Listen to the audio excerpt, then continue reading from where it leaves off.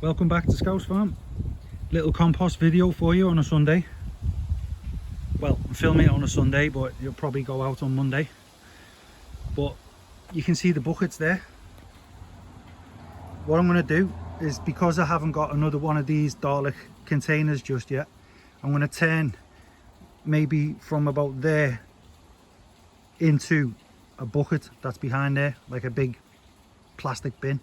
And I've mowed the grass today, so there's already some grass clippings in the bin, and I'm going to take the top layer of this out now, which is basically just some pony manure and lots of kitchen scraps and some of the leaves and things that have been getting added to it over the last few days. And what I'd like to show you, hopefully, unless they're being a bit shy, when you've got a good healthy compost heap, you'll get, whether you like it or not, a lot of worms in there, and they're called red wigglers or red wrigglers depending on where you are. So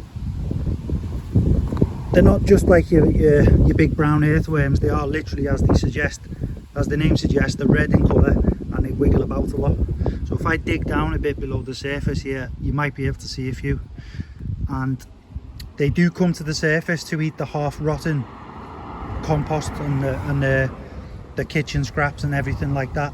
So if it's too hot, if you put a lot of nitrogen stuff in there, so a lot of grass clippings in one go, they'll disappear down to the bottom because it's literally too hot for them. So they'll wait for it to cool down.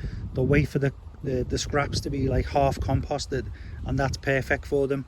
And when it's a bit moist, a little bit of moisture on the top, then that's heaven for them. They just come up and they start tearing all this to pieces.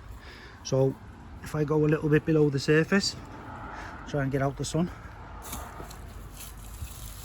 and we'll see if we can see any red wigglers. Let's turn a bit over, and there you go, straight away.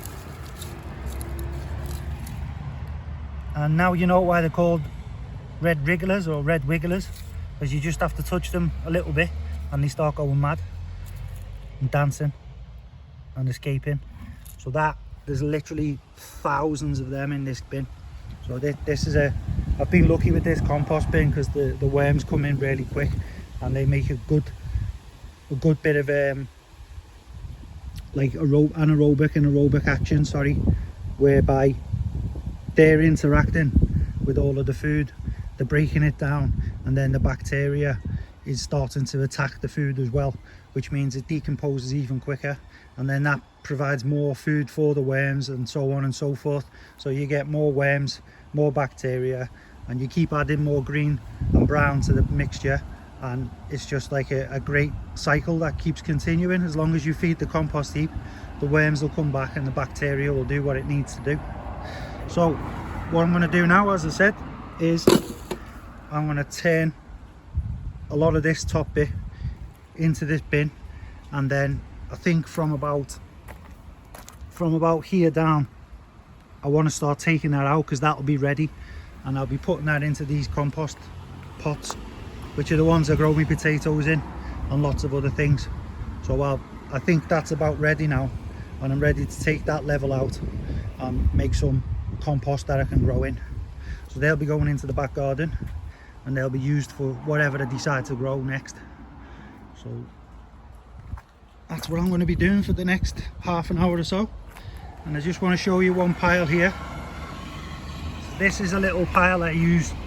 I just throw leaves and sticks and everything down here, and then when it rots down, I use that to add to the heap as well. So a lot of this leaves and just stuff lying around in the garden, when it's half decomposed, that again is good to add to the heap, because it attracts the worms in and the worms start going to town on it. But the sticks, I just leave them and cut them up and throw them down on the wood chip path. So anywhere I'm standing now, I just break the sticks up and then just throw them down, and it adds to the wood chip path. So you just keep renewing things and everything comes back in a cycle. See the strawberry under there? One of the birds took it under there. You can have it. I've had enough. So there we go, and when I've finished, I'll show you the finished compost in another video soon. So these 4 buckets will be full of compost, and you'll see the quality. And it's only been in there about, I'd say, 9 months or something. So you can see what can be achieved in 9 months. So there you go. Thank you for watching. Please like and subscribe if you haven't already. And myself and the Moggy will see you again soon.